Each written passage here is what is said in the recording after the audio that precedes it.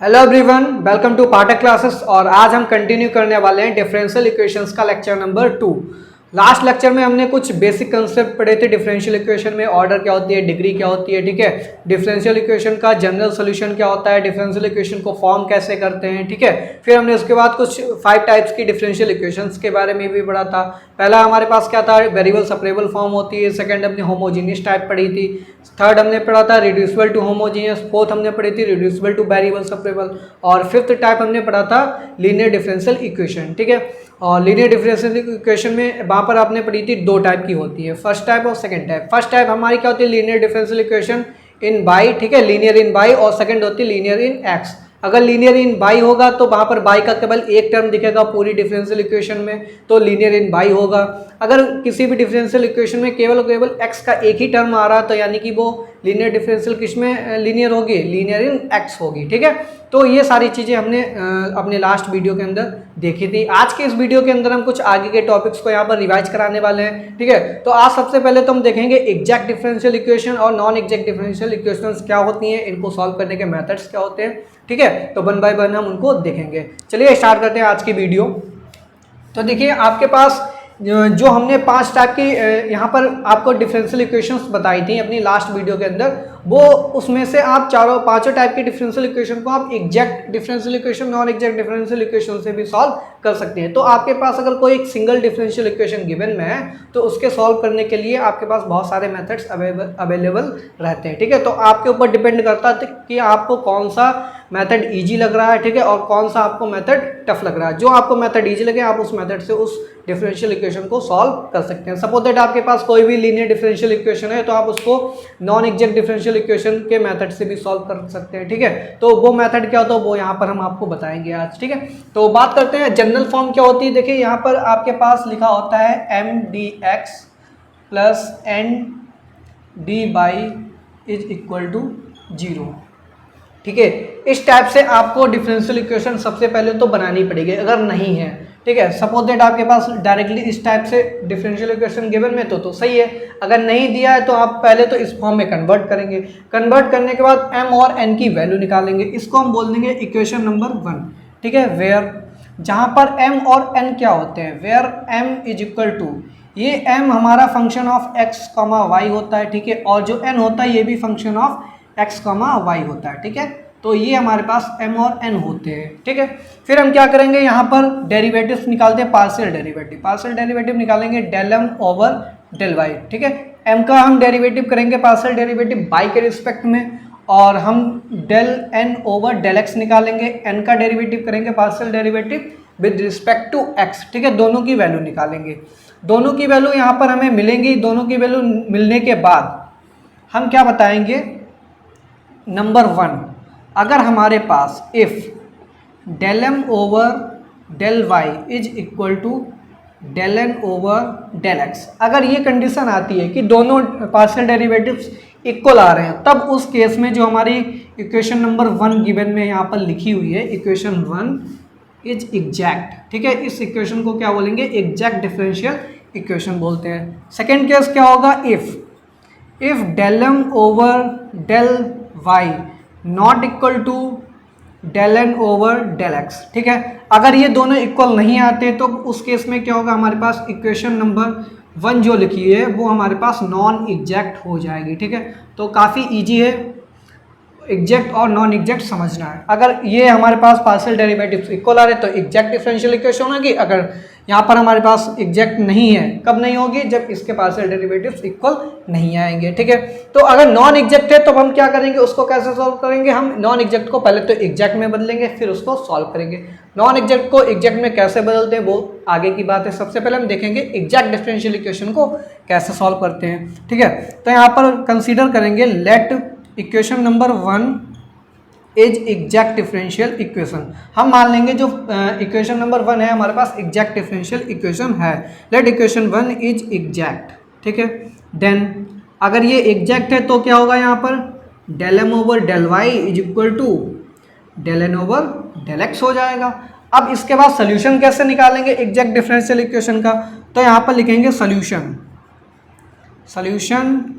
Of exact D E. ठीक है, exact differential equation का सोल्यूशन कैसे निकालते हैं, तो हम क्या करेंगे, इंटीग्रेट करेंगे m को विद रिस्पेक्ट टू x, ठीक है, m dx प्लस फिर हम n को इंटीग्रेट करेंगे n dy बाई के रिस्पेक्ट में इज इक्वल टू एक कांस्टेंट ऑफ इंटीग्रेशन c आएगा। अब यहाँ पर नोटिस करने वाली चीज़ है, जो यहाँ पर n लिखेंगे, n हमारा क्या होना चाहिए, free from terms containing x। ठीक है, तो n जो हमारे पास एक यहाँ पर फंक्शन ऑफ x कमा y लिखा है, उसमें से हम केवल वही टर्म लिखेंगे जो जिसके अंदर x नहीं आ रहा होगा। ठीक है, अगर किसी भी टर्म के अंदर x आ रहा है, सपोज दैट n हमारे पास कुछ भी लिखा होगा, उसके अंदर वो टर्म्स हम रिड्यूस कर देंगे, हटा देंगे, एलिमिनेट कर देंगे जिनके अंदर x आ रहा हो, यानी कि जिनमें x नहीं आएगा, केवल y वाली जो टर्म्स होंगी उन्हीं के रिस्पेक्ट में हम यहाँ पर इंटीग्रेट करते हैं। ठीक है, और लास्ट में एक यहाँ पर राइट हैंड पे एक कांस्टेंट ऑफ इंटीग्रेशन आता है, ये हमारा सोल्यूशन होता है एग्जैक्ट डिफरेंशियल इक्वेशन का। ठीक है, देखिए हमारे पास एक एग्जांपल लिखा है dx over dy equal to 2x minus y plus 3 upon x plus 2y plus 5। ठीक है, ये हमारे पास एक डिफरेंशियल इक्वेशन यहाँ पर लिखी है। देखिए, अगर इस इक्वेशन की बात करें, इस डिफरेंशियल इक्वेशन की, तो ये तो क्या हो सकती है, या तो रिड्यूसिबल टू वेरिएबल सेपरेबल होगी या फिर रिड्यूसिबल टू होमोजीनियस टाइप की होगी। हमने लास्ट लेक्चर में बताया भी था दोनों को पहचाने की कैसे। तो इसके लिए आपको a1 अपॉन a2 और b1 अपॉन b2 की वैल्यू निकालनी पड़ेगी। a1 अपॉन a2 की वैल्यू क्या आएगी, 2 अपॉन 1 आएगी। ठीक है, ये 2 आ जाएगी। फिर आप b1 अपॉन b2 की वैल्यू निकालेंगे, b1 अपॉन b2 की वैल्यू निकालेंगे, -1 अपॉन 2 आ जाएगी। ये दोनों इक्वल नहीं आने चाहिए। देखिए, ये दोनों की वैल्यू इक्वल नहीं, यानी कि ये कैसी हो जाएगी, it is reducible to homogeneous equation, reducible to homogeneous differential equation. ठीक है, अब अगर आप इस डिफरेंशियल इक्वेशन को reducible to homogeneous differential equation के मेथड से सॉल्व करना चाहें तो वहाँ से भी आप सॉल्व कर सकते हैं, अदरवाइज हम इसको एग्जैक्ट डिफरेंशियल इक्वेशन से भी सॉल्व कर सकते हैं। तो देखिए, इसको हम कैसे सॉल्व करेंगे, हम क्या करेंगे, इसको इधर मल्टीप्लाई करा देंगे, तो ये क्या हो जाएगा, x प्लस 2y प्लस 5 और यहाँ पर dx हो जाएगा। ठीक है, और ये हो जाएगा minus 2x minus y plus 3, ये dy हो जाएगा इज इक्वल टू 0। ठीक है, यहाँ पर देखिए m की वैल्यू ये हो जाएगी और ये हो जाएगी n की वैल्यू। ठीक है, तो m dx plus n dy के फॉर्म में यहाँ पर है, जहाँ पर देखिए m देखिए x और y का फंक्शन है और n भी x और y का फंक्शन है। तो यहाँ पर लिखेंगे where m is equal to, m की वैल्यू क्या है, x plus 2y plus 5 and n की वैल्यू हमारे पास क्या है, n is equal to 2x minus y plus 3 है। फिर आप क्या करेंगे, पार्शियल डेरिवेटिव निकालेंगे, तो del m over del x निकालेंगे, सॉरी यहाँ पर y के रिस्पेक्ट में निकालते हैं, तो del m over del y क्या होगा, x तो यहाँ पर एज ए कांस्टेंट ट्रीट करेंगे, तो ये तो 0 हो जाएगा, तो यहाँ से बचेगा 2। ठीक है, फिर हम निकालेंगे del n over del x, x के रिस्पेक्ट में करेंगे, तो यहाँ से भी आंसर फिर से 2 आएगा। यहाँ से हमको देखिए del m over del y is equal to del n over del x is equal to 2, इसकी वैल्यू इक्वल आ रही है, यानी कि ये हमारी एग्जैक्ट डिफरेंशियल इक्वेशन हो गई। अगर ये एग्जैक्ट है तब इसका सोल्यूशन कैसे निकालेंगे, ये जो इक्वेशन निकल के आई है इक्वेशन नंबर, इसको बोल देंगे 1। अब 1 को हम यहाँ पर सोल्यूशन निकालेंगे इस फर्स्ट इक्वेशन का, तो इंटीग्रेट करते हैं m dx। ठीक है, तो m की वैल्यू रख दीजिए x plus 2y plus 5, dx के रिस्पेक्ट में इंटीग्रेट करेंगे प्लस, अब जो सेकेंड इंटीग्रल करते हैं n, यहाँ पर कोई भी x की टर्म नहीं आनी चाहिए, तो x की टर्म हटा दीजिए, तो बचा क्या, माइनस वाई प्लस 3 बचा, तो ये माइनस वाई प्लस 3 ये हो जाएगा हमारे पास dy के रिस्पेक्ट में, और एक कांस्टेंट ऑफ इंटीग्रेशन आ जाएगा यहाँ पर, इसको इंटीग्रेट कीजिए तो ये जाएगा x square upon 2 plus 2y square upon 2, ये बचेगा हमारे पास y स्क्वायर प्लस 5x हो जाएगा। ठीक है, 5x हो जाएगा, और प्लस यहाँ पर क्या आएगा, माइनस प्लस माइनस माइनस हो जाएगा, तो माइनस वाई स्क्वायर अपॉन 2 हो जाएगा, minus 3y is equal to C. ये हमारा इस डिफरेंशियल इक्वेशन का सोल्यूशन हो जाएगा। ठीक है, आप इसको x के टर्म भी एक साथ कंबाइन कर लीजिए, y के टर्म कंबाइन कर लीजिए, और फाइनल आंसर आप यहाँ से लिख सकते हैं। तो ये एग्जैक्ट डिफरेंशियल इक्वेशन को सॉल्व करने का यहाँ पर मेथड होता है। अब हम बात करेंगे अगर एग्जैक्ट डिफरेंशियल इक्वेशन नहीं है ये, ठीक है। सपोज दैट अब हम किसकी बात करेंगे, सेकंड केस की। अगर ये नॉन एग्जैक्ट है तो नॉन एग्जैक्ट के लिए हमें क्या करना पड़ता है, यहाँ पर इंटीग्रेटिंग फैक्टर निकालना होता है। इंटीग्रेटिंग फैक्टर निकालेंगे, इंटीग्रेटिंग फैक्टर निकालने के टोटल हमारे पास 5 केसेस होते हैं, हर केस में इंटीग्रेटिंग फैक्टर अलग आता है, ठीक है। तो इंटीग्रेटिंग फैक्टर से हम मल्टीप्लाई करा देंगे नॉन एग्जैक्ट डिफरेंशियल इक्वेशन को, तो वो किस में कन्वर्ट हो जाएगी, एग्जैक्ट डिफरेंशियल इक्वेशन में कन्वर्ट हो जाएगी। चलिए हम नॉन एग्जैक्ट के बारे में भी एक बार यहाँ पर देख लेते हैं। चलिए अब हम लेट करेंगे यहाँ पर इक्वेशन नंबर 1 कैसी है, नॉन एग्जैक्ट। तो यहाँ पर let equation number 1, let equation 1 is non exact. ये कैसी है, नॉन एग्जैक्ट है। अगर ये नॉन एग्जैक्ट है तो ये क्या इंप्लाई करेगा, it implies del M over del y not equal to del N over del x, ठीक है। ये इसके इक्वल नहीं आना चाहिए। तब इस केस में हम क्या करेंगे, बी फाइंड इंटीग्रेटिंग फैक्टर, ठीक है। हम इंटीग्रेटिंग फैक्टर निकालेंगे I F and multiply equation number 1 by I F, ठीक है।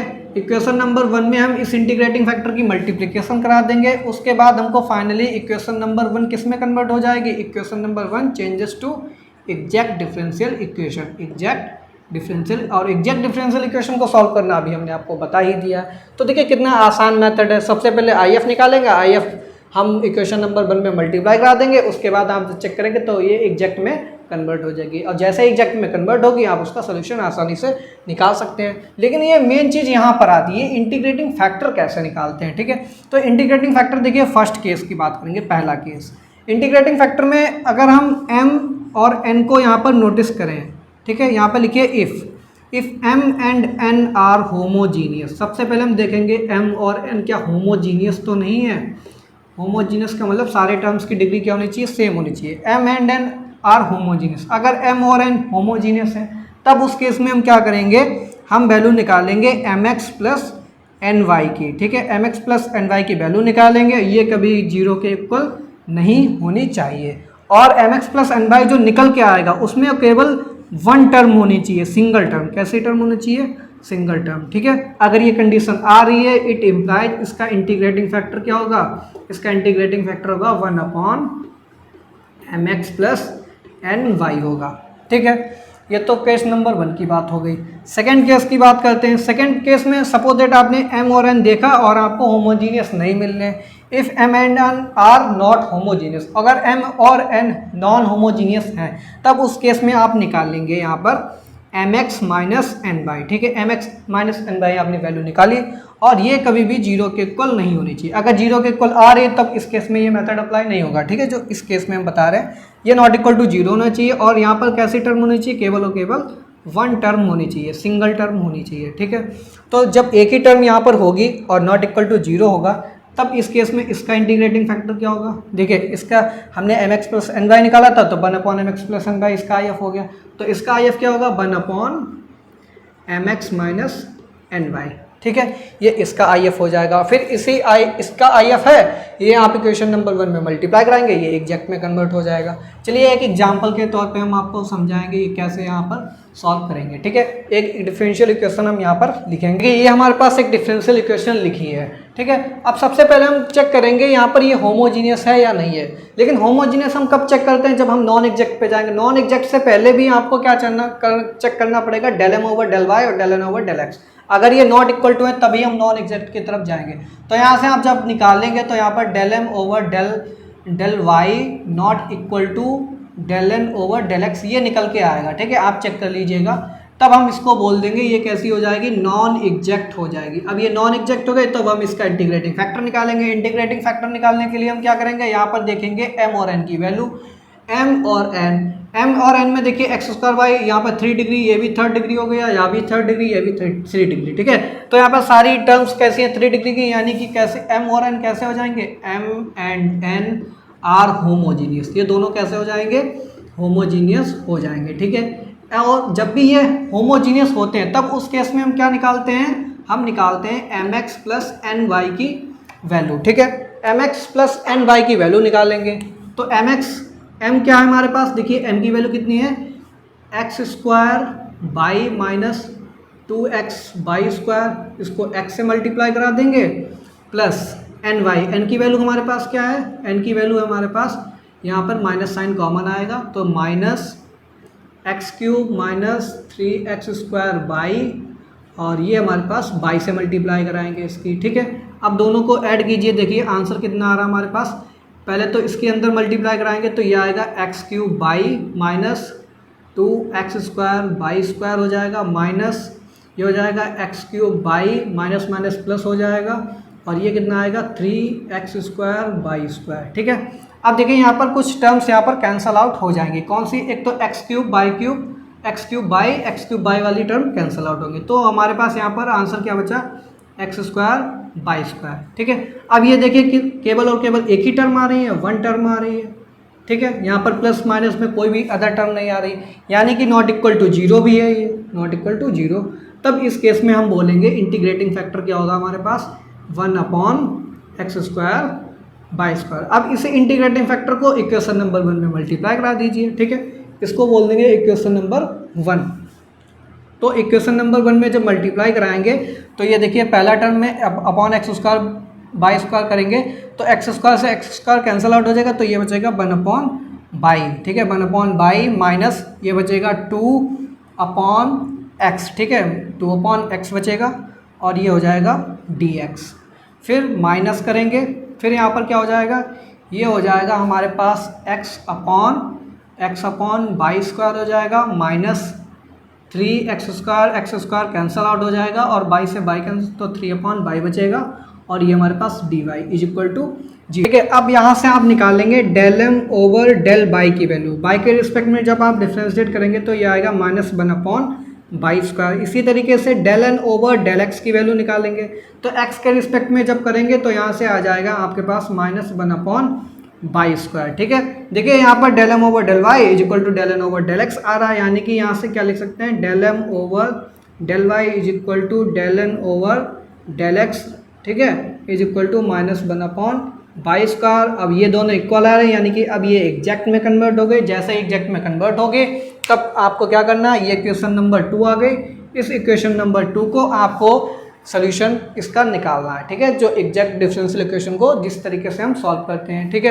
तो ये मेथड नंबर 1 की बात हो गई, जब आपको mx प्लस ny निकालना था। इसी तरीके से एक और डिफरेंशियल इक्वेशन लिखेंगे। अब हम देखेंगे हमारे पास जो सेकंड कंडीशन है mx माइनस ny, इस टाइप के क्वेश्चन को हम कैसे यहाँ पर टैकल करेंगे।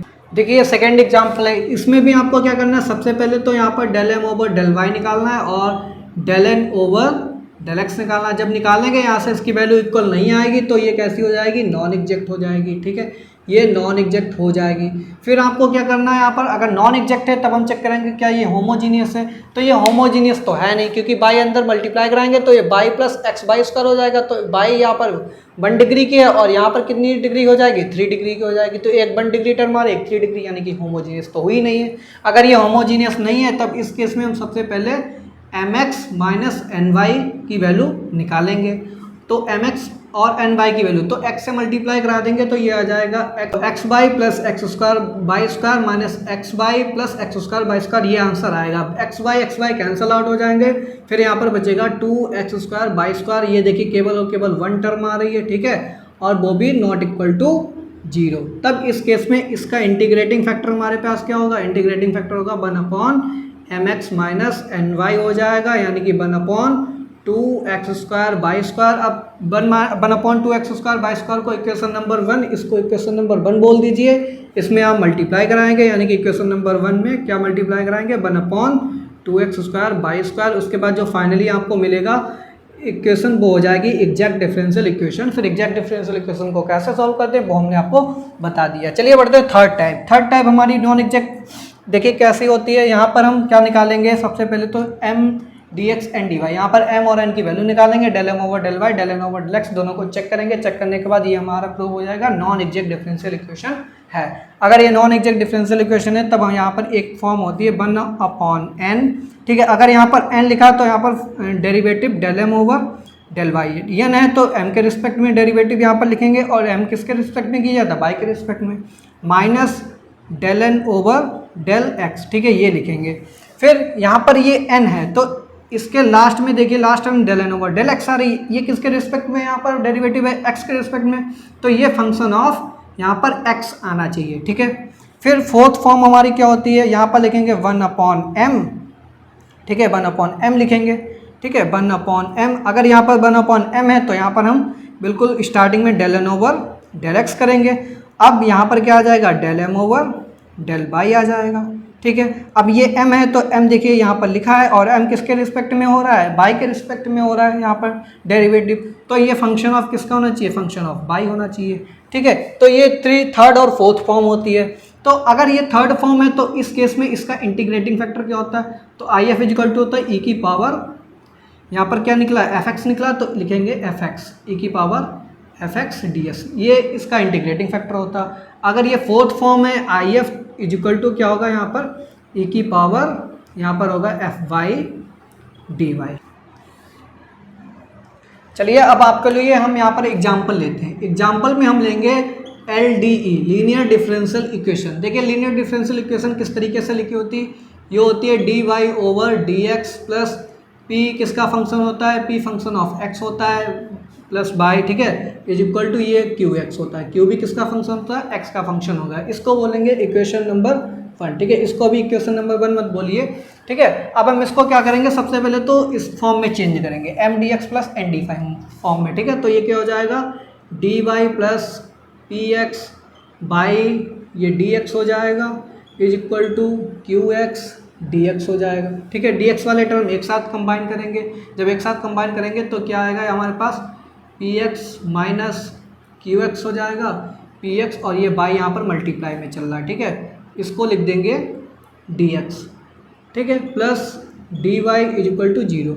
अब यहाँ से ये m की वैल्यू हो गई और यहाँ पर n की वैल्यू क्या होगी, 1 हो जाएगी, ठीक है। तो m अब हम निकालेंगे del m over del y, del m over del y की वैल्यू निकालेंगे। तो बाई के रिस्पेक्ट में जब हम इसको डिफ्रेंशिएट करेंगे तो यहाँ से वैल्यू मिलेगी px, ठीक है। फिर हम निकालेंगे del n over del x और n की वैल्यू 1 है तो 1 का 0 हो जाएगा। तो यहाँ से आपको दिख रहा है del m over del y not equal to del N over del x, ठीक है। तब इस केस में ये कैसी हो जाएगी, नॉन एग्जैक्ट हो जाएगी। यानी कि अब आपको पता लग गया linear differential equation non exact differential equation होती है। अगर ये नॉन एग्जैक्ट है तब उस केस में हम क्या करेंगे, इसका इंटीग्रेटिंग फैक्टर निकालेंगे। इंटीग्रेटिंग फैक्टर के लिए देखिए ना तो ये हमारे पास होमोजीनियस है, ठीक है, क्योंकि लीनियर डिफरेंशियल इक्वेशन है। तो यहाँ पर m x plus n y m x minus n y दोनों वाले यहाँ पर जो हमने बताए थे फॉर्म, वो तो यहाँ पर नेग्लेक्ट कर देंगे। अब सिंपली हम क्या निकालेंगे यहाँ पर, del M over del y minus del N over del x. पहले तो हम ये निकालेंगे, तो इसकी वैल्यू क्या आएगी, del M over del y, तो ये कितना है, पी एक्स माइनस 0 हो जाएगा, ठीक है, पी एक्स माइनस 0 हो गया। फिर हम क्या करेंगे, अगर इस फॉर्म में है तो हम यहाँ पर मल्टीप्लाई कर डिवाइड किससे करते हैं, 1/n से करते हैं, क्योंकि यहाँ पर m है तो यहाँ से n से डिवाइड करेंगे, ठीक है। और n किसका, n क्या है, 1 है, तो इसको भी 1/1 हो जाएगा। यहाँ पर फाइनल आंसर हमको क्या मिलने वाला, px मिलने वाला, यानी कि फंक्शन ऑफ x मिल रहा है, क्योंकि ये n है और n हमारे पास क्या यहाँ पर हो रहा है, तो n किसके रिस्पेक्ट में, x के रिस्पेक्ट में डेरिवेटिव है, तो इसलिए फंक्शन ऑफ x आना चाहिए, यानी कि हमारी कंडीशन सेटिस्फाई हो गई। अगर ये कंडीशन सेटिस्फाई नहीं होती तब हम क्या करते हैं, सेकंड जो फॉर्म बताई थी 1/m del N over del x minus del M over del y, वो वाली फॉर्म लगाते हैं। तब इस केस में इंटीग्रेटिंग फैक्टर क्या होता है, integrating factor is equal to E की पावर, जो फंक्शन आता है यहाँ पर, ई की power P x d x. यही देखो इसका क्या आ गया। अब आपने अभी तक पढ़ा है लीनियर डिफरेंशियल इक्वेशन में, आपको डायरेक्ट बता दिया जाता है कि लीनियर डिफरेंशियल इक्वेशन का ये इंटीग्रेटिंग फैक्टर अब कहाँ से आया, ये इस यहाँ से निकल के आया, ठीक है, नॉन एग्जैक्ट डिफरेंशियल इक्वेशन से। तो इसी तरीके से बहुत सारे एग्जांपल्स आप ले लीजिए और एग्जांपल्स को 1 बाय 1 ट्राई कीजिए, एग्जैक्ट है या नॉन एग्जैक्ट है। नॉन एग्जैक्ट है तो नॉन एग्जैक्ट में चारों यहाँ पर मेथड अप्लाई कीजिए, चारों में देखिए यहाँ पर इंटीग्रेटिंग फैक्टर कैसे निकलता है, मल्टीप्लाई कराइए। मल्टीप्लाई कराने के बाद आपको जो डिफरेंशियल इक्वेशन है एग्जैक्ट में बदलेगी, एग्जैक्ट में बदलने के बाद आप उसका सोल्यूशन आसानी से निकाल सकते हैं, ठीक है। तो ये exact differential equation, non exact differential equation के बारे में बिल्कुल हमने सारा कुछ आपको रिवाइज करा। चलिए अब हम आपको कुछ इंपॉर्टेंट इंटीग्रेटिंग फैक्टर्स भी लिखवा दे रहे हैं जिसका यूज आगे होने वाला है, ठीक है। डी एक्स वाई का यहाँ पर इंटीग्रेटिंग फैक्टर देखिए, अगर हम ओपन करेंगे तो ये हो जाएगा x D y plus y D x, ठीक है, ये इसका होता है। फिर हम लिखेंगे डी एक्स ओवर बाई, इसको ओपन करेंगे तो क्या निकल के आएगा, तो ये होगा हमारे पास by D x minus x D Y, upon में क्या होगा, ये बाई है तो अपॉन में यहाँ पर बाई स्क्वायर हो जाएगा। ठीक है, फिर इसके बाद थर्ड फॉर्म क्या होती है, थर्ड फॉर्म में सपोज दैट आपके पास बाई ओवर एक्स लिखा है, तब क्या होगा, तो देखिए नीचे वाला यहाँ पर एक्स लेंगे, फिर डी वाई के रिस्पेक्ट में यहाँ पर लिख देंगे डी वाई हो जाएगा, फिर माइनस, फिर ऊपर वाला यहाँ पर क्या है, न्यूमरेटर बाई लिखा है तो बाई इंटू डी एक्स हो जाएगा अपॉन में, फिर डिनोमिनेटर में एक्स है तो यहाँ पर एक्स स्क्वायर हो जाएगा, यहाँ पर डिनोमिनेटर में बाई था तो बाई स्क्वायर हो गया। ठीक है, यहाँ पर एक्स स्क्वायर हो गया। फिर आप बढ़ते हैं फोर्थ फॉर्म पे। फोर्थ फॉर्म में क्या बोलता है, अगर हमारे पास लिखा है डी ऑफ टेन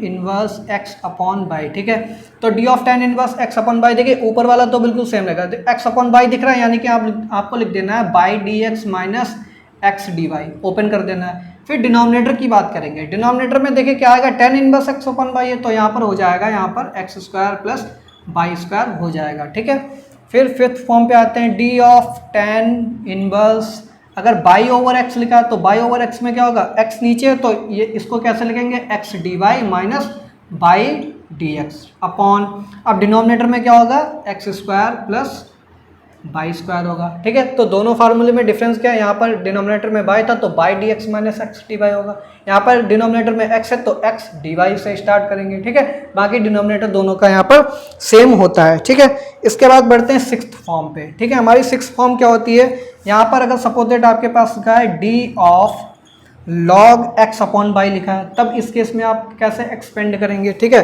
तो लॉग के फॉर्म में देखिए बिल्कुल सेम होगा, एक्स अपॉन बाई है तो फिर से आप क्या लिखेंगे, बाई डिनोमिनेटर में तो y into d x minus x D y हो जाएगा। अब बात आती है डिनोमिनेटर, केवल डिनोमिनेटर में ही यहाँ पर चेंजेस आते हैं, तो डिनोमिनेटर इसका क्या हो जाएगा, एक्स इंटू बाई हो जाएगा। ठीक है, tan inverse by upon x और एक्स अपॉन बाई की फॉर्म में x square plus y square होता है। सिंपली अगर आपका x upon by upon x लिखा है तो एक्स स्क्वायर और बाई स्क्वायर आ जाता है यहाँ पर। ठीक है, लेकिन यहाँ पर लॉग अगर लिखा है तो लॉग के टर्म में यहाँ पर डिनोमिनेटर एक्स वाई आता है। तो सेवन्थ फॉर्म में क्या होगा, सेवन में फॉर्म में सपोज दैट आपके पास लिखा है लॉग ऑफ, यहाँ पर एक्स अपॉन बाई, यहाँ पर लिख लीजिए बाई अपॉन एक्स, तब इसका क्या होगा, डिनोमिनेटर में एक्स है तो ये क्या हो जाएगा, एक्स डी वाई होगा माइनस बाई डी एक्स होगा, और डिनोमिनेटर में क्या हो जाएगा, एक्स बाई हो जाएगा। एट्थ फॉर्म पे आते हैं।